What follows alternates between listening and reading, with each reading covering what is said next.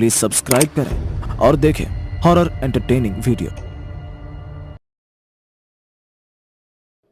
दोस्तों, हम अपने चैनल पे बहुत मेहनत से वीडियो बना रहे हैं। हमें आपकी सपोर्ट की बहुत ज़रूरत है। आप लाइक करेंगे और एक छोटा सा ही सही पर कमेंट करेंगे, तभी हमारे वीडियो को प्यार मिलेगा और यूट्यूब की तरफ से रीच मिलेगी। तो कृपया करके एक लाइक और एक छोटा सा ही सही पर कमेंट कर दीजिए। धन्यवाद।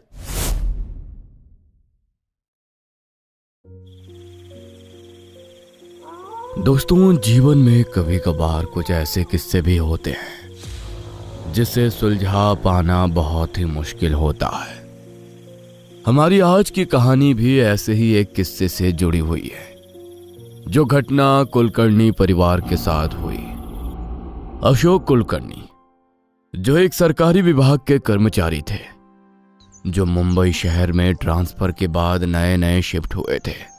उनकी पत्नी लता एक कुशल गृहिणी थी और उनकी बेटी वेदिका भी नए शहर में आकर बहुत खुश थी। वो अपनी पढ़ाई के साथ साथ जॉब भी करना चाहती थी, इसीलिए मुंबई से बेहतर जगह वेदिका को और कहां मिलती।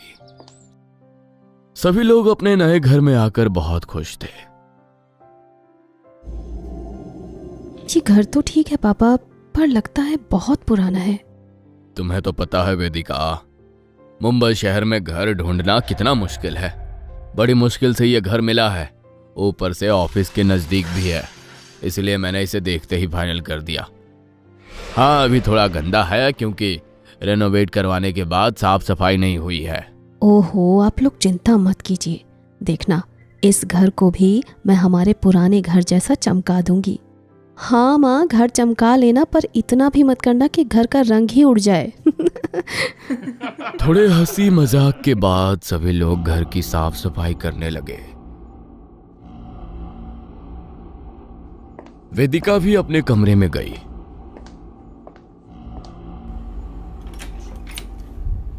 कमरा बंद था, इसीलिए गली बदबू चारों तरफ फैली हुई थी।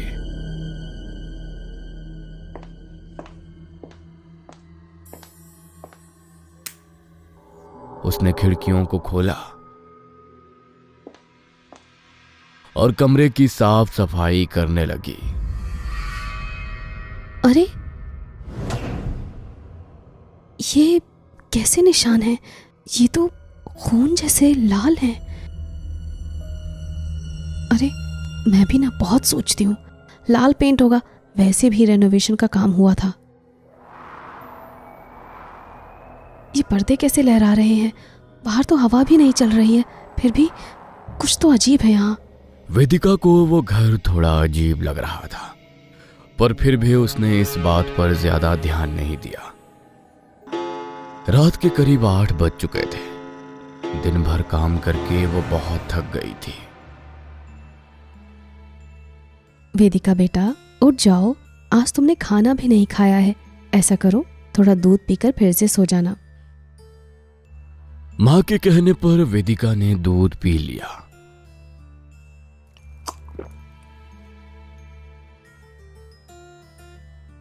और सोने के लिए लेट गई। रात के करीब 1 बज रहे थे। वेदिका को एहसास हुआ जैसे उसके बेड के नीचे कोई जोर जोर से नाखूनों से खरोच रहा है। आवाज को सुनकर उसकी आंखें खुल गई। ये पलंग के नीचे से कैसी आवाज आ रही है? कहीं इसके नीचे कुछ है तो नहीं? उसे बहुत डर लग रहा था, लेकिन उसने हिम्मत करके पलंग के नीचे झांकने की कोशिश की, पर वहां सब कुछ नॉर्मल था, जिसे देख वेदिका ने चैन की सांस ली। यहाँ तो सब ठीक है, फिर ये आवाज कैसी आ रही थी? तभी उसे एहसास हुआ जैसे उसके कमरे की छत पर कोई भाग रहा है। मम्मी पापा तो अपने कमरे में सो रहे होंगे, फिर इस वक्त छत पर कौन हो सकता है?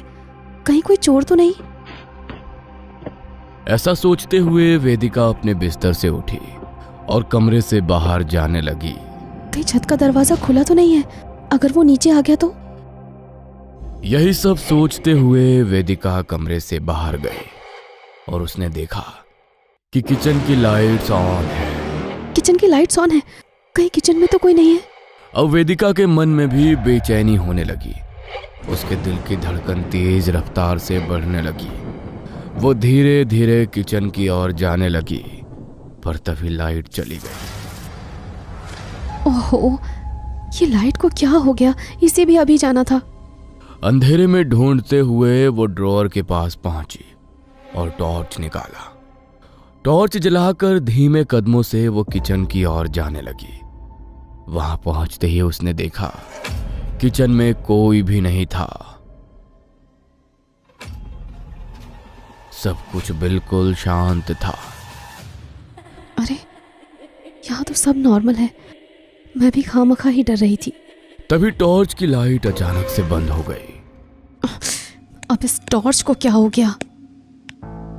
टॉर्च वापस जलने लगी, पर सामने वेदिका की मम्मी खड़ी थी, जिसे अचानक देख वेदिका डर गई। हो, मम्मी, तुमने तो मुझे बिल्कुल डरा ही दिया। ये फिर बंद हो गई। वेदिका ने सामने देखा, पर अपने सामने का मंजर देख वो घबरा गई, क्योंकि अब उसकी माँ उसके सामने नहीं थी। मम्मी, मम्मी, अभी तो मम्मी यही थी, इतनी जल्दी कहाँ गई?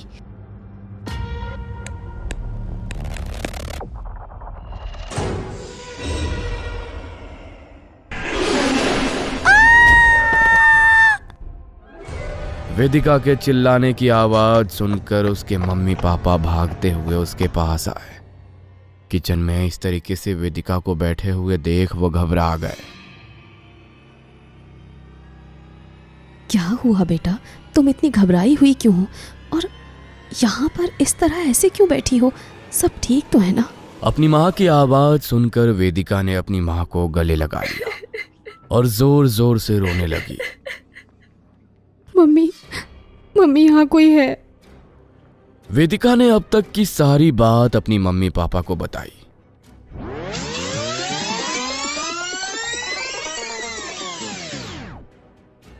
यह सुन उन्हें भी बहुत अजीब लगा, इसलिए वेदिका के पापा छत पर देखने के लिए गए।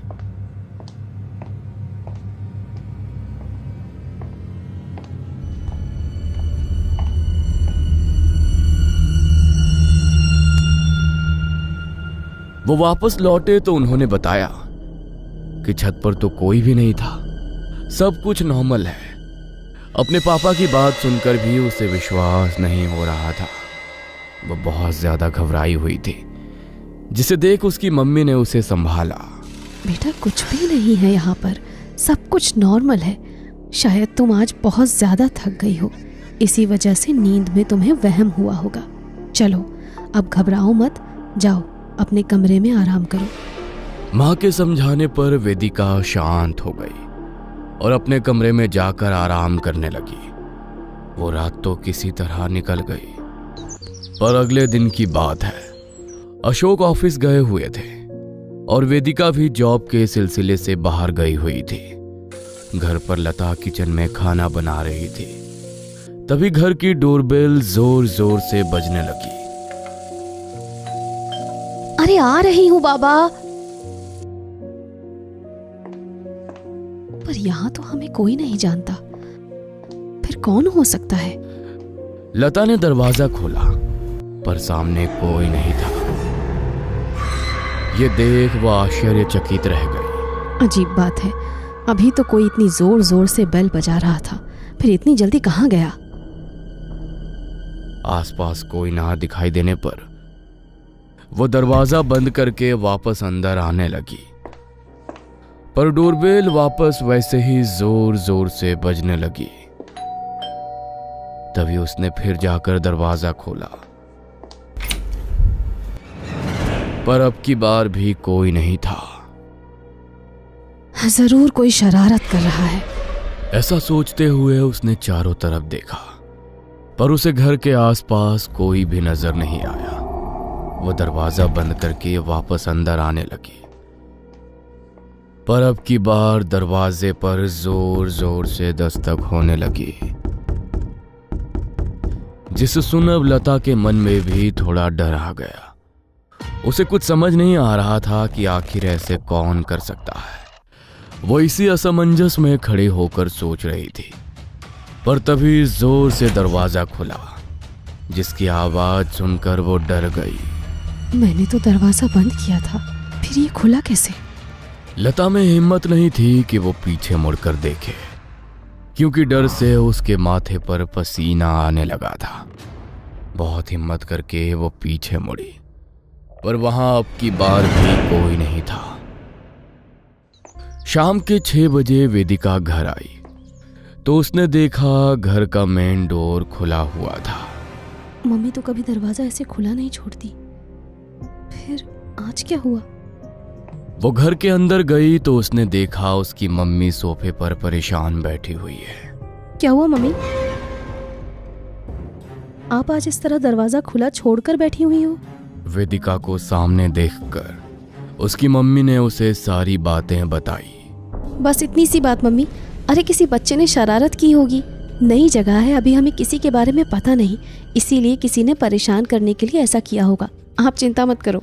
हाँ शायद ठीक कह रही है तू, मैं भी कुछ ज्यादा ही सोच रही हूँ। उस दिन तो वेदिका ने अपनी माँ को समझा दिया, पर घर में दिन ब दिन कुछ न कुछ घटनाएं घटने लगी, जिससे सभी घर वाले बहुत परेशान रहने लगे।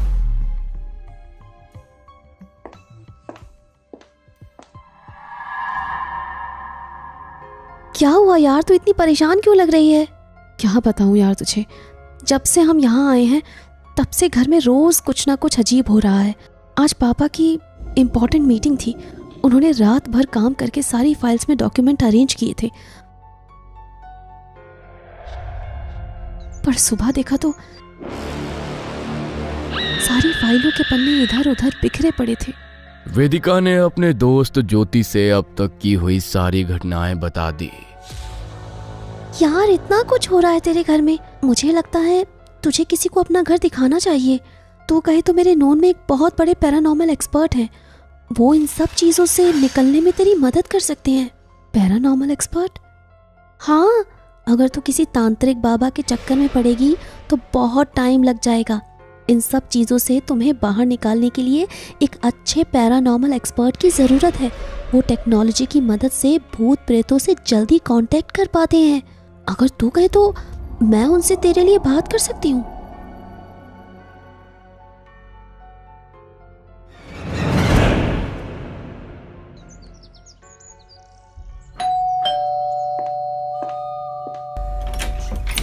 जी आप? My self Yash and I am a paranormal expert. मुझे यहाँ पर आपके फ्रेंड ज्योति ने भेजा है। जी हाँ, आप प्लीज अंदर आइए। यश जो कि एक पैरानॉर्मल एक्सपर्ट है, वो अपने बैग से कुछ घोस्ट हंटिंग की गैजेट्स निकालता है और घर वालों को हॉल में रुकने को बोलता है। फिर उनके घर में वो अपनी रिसर्च शुरू कर देता है। इन सब चीजों से वेदिका और उसके माता पिता डरे हुए थे।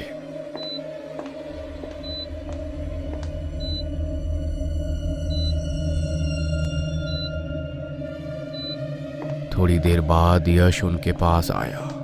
बेटा, यहाँ सब ठीक तो है ना? जी हाँ आंटी, यहाँ सब ठीक है, कोई घबराने वाली बात नहीं है। भगवान का शुक्र है। ठीक है आंटी, फिलहाल मैं चलता हूँ, आप लोगों को डरने की कोई जरूरत नहीं है। वेदिका बेटा, इनको बाहर तक छोड़ाओ। ठीक है पापा। उसके घर वाले राहत की सांस लेते हैं और वो दोनों वहां से चले जाते हैं। सर आप श्योर है ना, मेरे घर में कुछ नहीं है? हम जब से यहाँ पर आए हैं बहुत परेशान हो चुके हैं। मैं तो रात को सो तक नहीं पा रही हूँ। मुझे हमेशा इस घर में किसी की मौजूदगी का एहसास होता है। देखिए, आपके घर वाले पहले से डरे हुए हैं, इसलिए मैंने अंदर कुछ नहीं कहा। और शॉकिंगली मेरे इंस्ट्रूमेंट ने भी कुछ डिटेक्ट नहीं किया। यानी आपके घर में जो भी एंटिटी है वो किसी के सामने नहीं आना चाहती, इसीलिए मेरे गैजेट्स ने कुछ नहीं बताया। लेकिन इस घर में कुछ तो नेगेटिविटी है जो मैंने भी महसूस की है। तो अब आगे? देखिए, मैंने जो महसूस किया है उस पर मैं रिसर्च करूंगा, फिर आपको बताऊंगा। आपके पास मेरा नंबर तो है ही। इस बीच अगर आपको कोई दिक्कत हो तो मुझे कॉल कर लीजिएगा। ऐसा कहकर यश वहां से चला जाता है। अगले दिन सुबह घर में सारा सामान बिखरा हुआ पड़ा था। कई चीजें टूटी हुई भी थी। किसी को कुछ समझ नहीं आ रहा था कि आखिर ये सब कैसे हुआ। तभी दरवाजे की बेल बजी। वेदिका की मां ने दरवाजा खोला तो सामने यश खड़ा था। बेटा अच्छा हुआ तुम आ गए। हम लोग तो बहुत परेशान थे। ये देखो हमारे घर की हालत क्या हुई है। मैं सब जानता हूं आंटी, यहाँ क्या हुआ है और ये सब कौन कर रहा है। वो कैसे बेटा?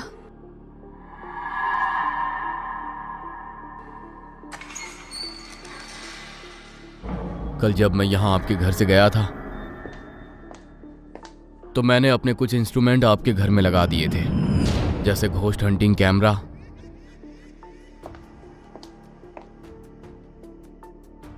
EMF metre.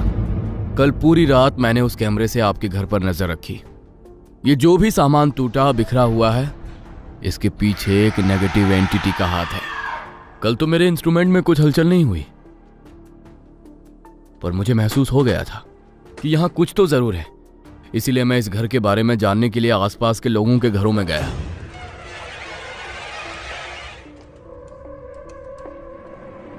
भाई साहब, वो जो घर है जिसमें अभी कुछ दिन पहले कुलकर्णी परिवार शिफ्ट हुआ है, इससे पहले यहाँ कौन रहता था? देखो भाई, 10 साल पहले जब हम यहाँ आए थे तब यहाँ का पूरा एरिया जंगल झाड़ी था। तब यहाँ पर 2-4 ही घर थे। उनमें से एक घर ये है जो तब से बंद पड़ा था। उससे पहले कौन रहता था मुझे नहीं पता, और मुझे नहीं लगता कि यहाँ पर और किसी को भी पता होगा। जी कोई तो होगा जिससे पता लग सके। एक अंकल थे सामने वाले घर में, बहुत पहले रहते थे, शायद उन्हें पता हो। उनका नंबर भी आपको इस घर में किसी से मिल जाएगा। फिर मैंने उस अंकल का नंबर लिया और उनसे बात करने के लिए गया। बेटा, आज से 15 साल पहले उस घर में सतपाल जी अपनी बेटी माया के साथ रहते थे।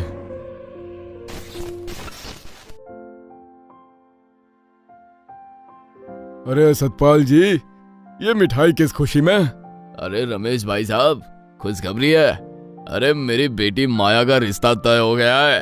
अब बस एक अच्छा दिन पक्का करके उसमें बेटी की शादी कर दूंगा तो चैन से मर जाऊंगा। अरे ये तो बहुत खुशी की बात है भाई साहब। अरे मेरी कोई भी जरूरत हो तो आप मुझे बेझिझक बताइएगा।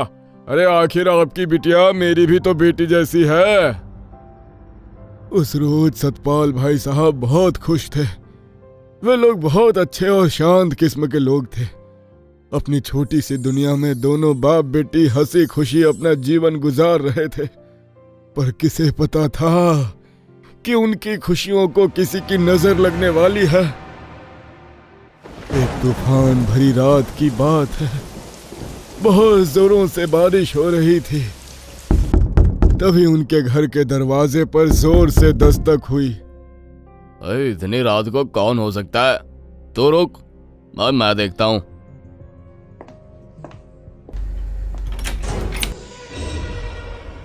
दरवाजा खोलने में इतना टाइम लगता है क्या?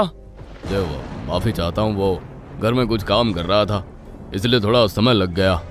इस इलाके में एक खतरनाक चोर घूम रहा है। अगर आप लोगों को उसकी खबर हो तो हमें जरूर बताइएगा। अब ठीक है, अगर मुझे कुछ पता लगा तो मैं आपको जरूर बताऊंगा। हाँ, पर आपको इतना पसीना क्यों आ रहा है? पसीना वो कुछ नहीं, वो मैं खाना बना रहा था ना, इसलिए गर्मी से पसीना आ गया होगा। अच्छा ठीक है, मैं चलता हूँ। अगर कुछ पता चले तो हमें जरूर बताना।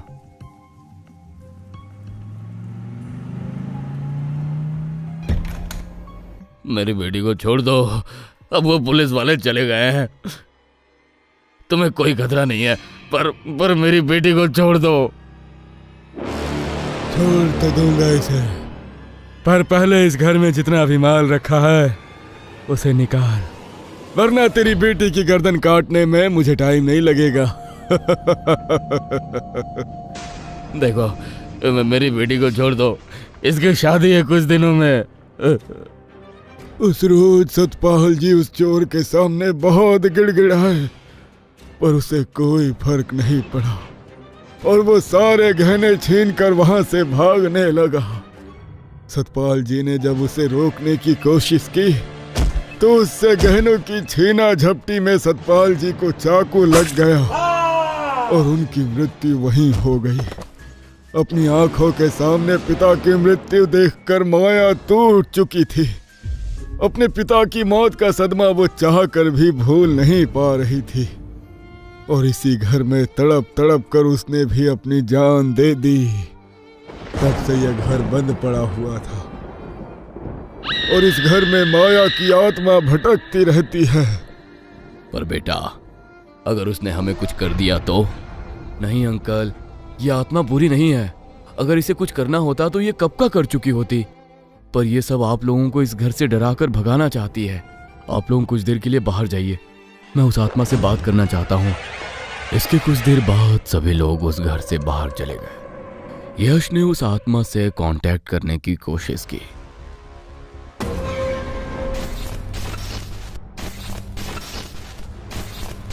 इसके थोड़ी देर बाद वो उस घर से बाहर आया। क्या हुआ बेटा, कुछ पता चला? देखिए, वो आत्मा इस घर को छोड़कर नहीं जाएगी। ये घर उसका है, इसलिए उसने चेतावनी दी है कि इस घर को छोड़कर आप लोग चले जाइए, वरना वो किसी को नहीं छोड़ेगी। उस आत्मा को इस घर से निकालना नामुमकिन है, इसीलिए आप लोगों को ही यहां से जाना होगा। उस दिन के बाद से अशोक जी अपने परिवार के साथ उस घर को छोड़कर चले गए और हमेशा के लिए उस घर को माया के साथ बंद कर दिया गया। ये कहानी एक सच्ची घटना पर आधारित है। ये घर आज भी मुंबई में मौजूद है। दोस्तों, इस कहानी के बारे में आपकी क्या राय है? हमें कमेंट बॉक्स में लिखकर जरूर बताएं। दोस्तों, यहाँ तक की कहानी देखने के लिए धन्यवाद। दोस्तों, वैसे तो हम डरावनी स्टोरी बनाते हैं, पर मैं आपको एक डरावना स्टैटिस्टिक्स बताना चाहता हूँ कि हमारे वीडियो जो देख रहे हैं उनमें से 98% लोगों ने हमारे चैनल को सब्सक्राइब ही नहीं किया हुआ। तो अगर आप भी उन 98% में से हैं तो प्लीज चैनल को सब्सक्राइब कर दीजिए। दोस्तों, आपको हमारी ये वीडियो कैसी लगी कमेंट में हमें जरूर बताएं और स्टोरी पसंद आई हो तो लाइक भी जरूर करें। आपकी लाइक से हमारा उत्साह बढ़ता है।